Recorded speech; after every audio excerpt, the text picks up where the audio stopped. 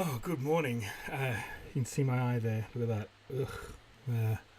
I have a bit of a sore eye, as you can see. And they put some. Went up to A&E, not A&E. Went to the doctors this morning, and they put some stuff in there. So that's what all that orangey, yellowy gunk is. Anyway, welcome to From the Crow's Nest for the 25th of May, 2019. Today we're going to be talking about what is reality, time, dimensional slips, and all that sort of fun stuff. All in honour of Fortean Friday, the strange and unusual. So if you have anything that you would like to contribute, please send it through. But we're going to talk about the nature of reality. We're going to talk about some reports of strange happenings. Some that are even quite recent. One that was reported to me just the other day, actually.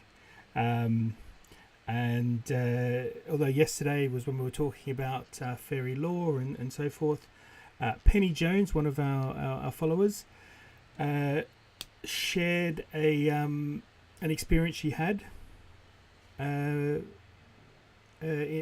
south of Cumbria. So I will be sharing that. Any feedback you want to send it through Twitter, send it through the notes below, whichever you'd like to do. Excuse me, I've got a bit of a cough. Excuse me. Right, so let's talk a little bit about the nature of reality. I've got to keep an eye on this because I'm going to try really hard to keep it down to 10 minutes if we can today.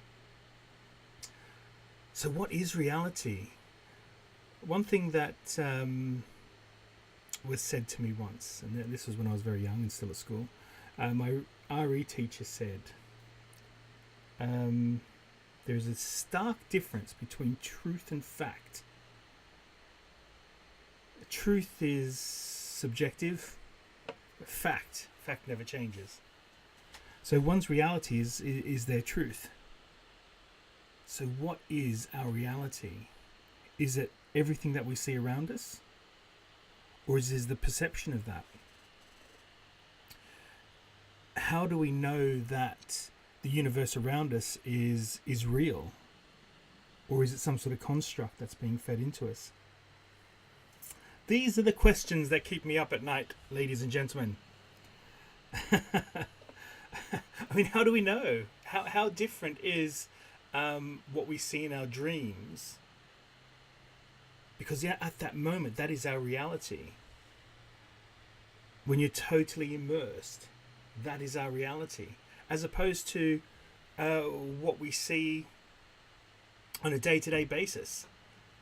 How different are these things? How is that a different reality, I guess, from what we see in front of us? I don't know the answer to that. I'd really like your feedback. I'm having real trouble focusing, and I've got a little bit of a note in front of me, and trying to focus is causing me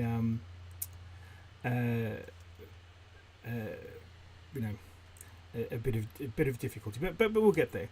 Now let me just see if I can make this a little bit bigger, and then let me see if I can get this bigger. Then possibly I'll be able to read this quote to you. One day I'm going to come to this, and I'm going to be extremely organised, and people will watch it and say, "Wow, this guy knows what he's doing," as opposed to at the moment where I just look like a bumbling idiot. So please bear with me for 1 second.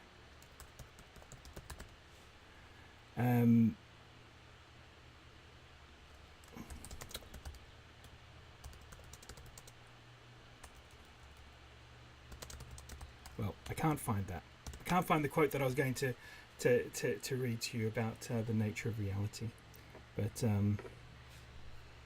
let's move on, shall we?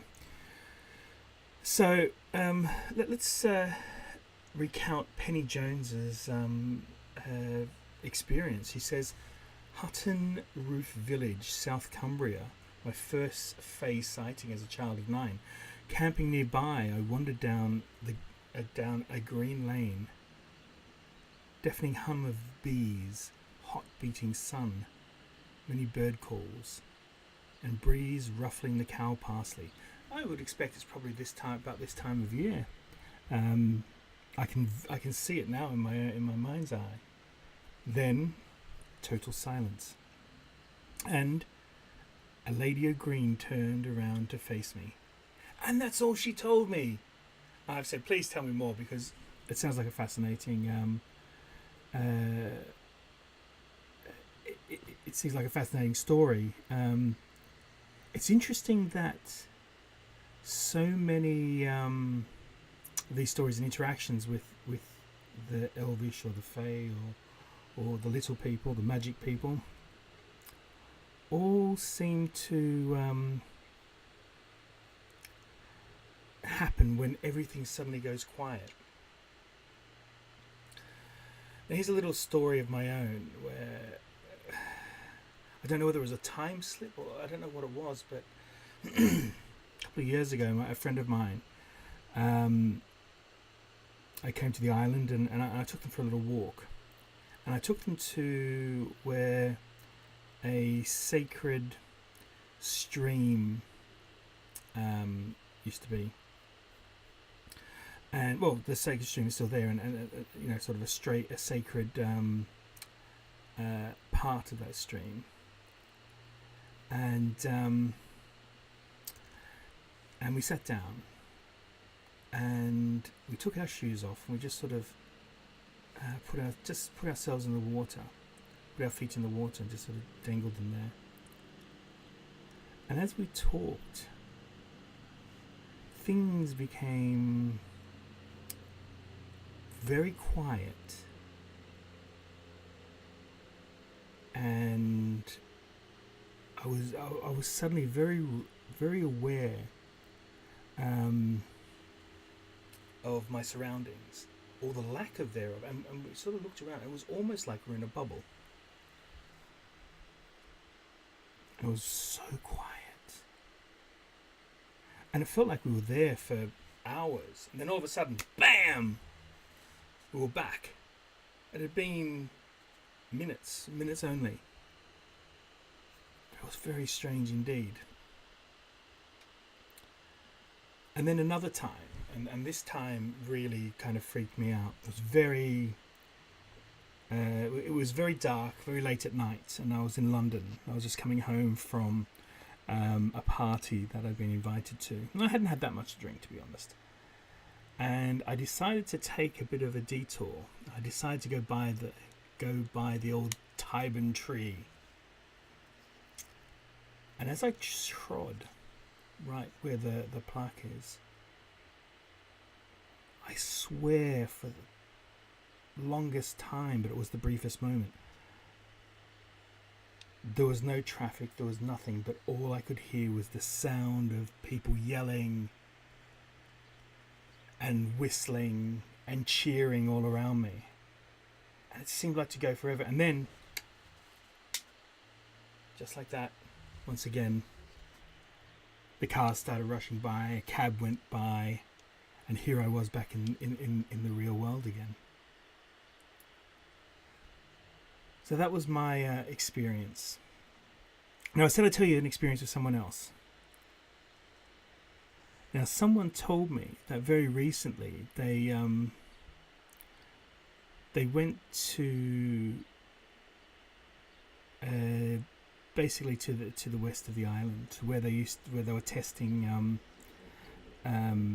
Here goes our friend the train once again. We can't leave him out. He's becoming a regular of the program, really. It's going to be sad when they go, because they're getting rid of the old tube trains. It's going to really it's going to be really quite sad. Anyway, so this person went to where they used to test the rockets, and he swears while he was there, he spoke to a man with his hair that was slicked down, very, very properly cut, but very tightly slicked down. and they were speaking about rockets and rocket engines, and this person was almost in a boiler suit, and the person was speaking to him about rockets, and then the gentleman in the boiler suit said how he'd worked on rockets, and it was the most exciting thing he's ever done. The gentleman that was recounting the story said, "It's such a pity that we don't have a space industry or a rocket industry anymore."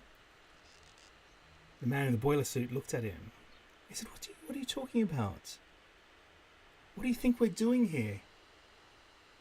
At which point, the first gentleman, who has asked to remain anonymous, felt himself pulled back like some sort of rope, and he was back surrounded by tourists and people walking around and so on. So was that a time slip? Did he time travel? Is that what happened? My microphone's sort of slipping. I need to sort that out. You can see it sort of dropping. I probably need to tighten it up a little bit over here. So we're now at nearly 12 minutes. Overrun once again. So I'm going to leave you with this. I tell you this. There is no need to put much of an emphasis on what is real and what is not. Because when it's all said and done, either it is all real or none of it is. I choose the former and am better for it. Quoting old George the Rogue. Thank you very much. Have a wonderful weekend. If there's anything that you want me to promote, please tell me and I will. Your Twitter feed, your books, anything like that. If you're watching on YouTube, please like and subscribe. That would be really, really helpful. As I said, have a great weekend, and I'll see you on Monday for Bank Holiday Monday. Bye.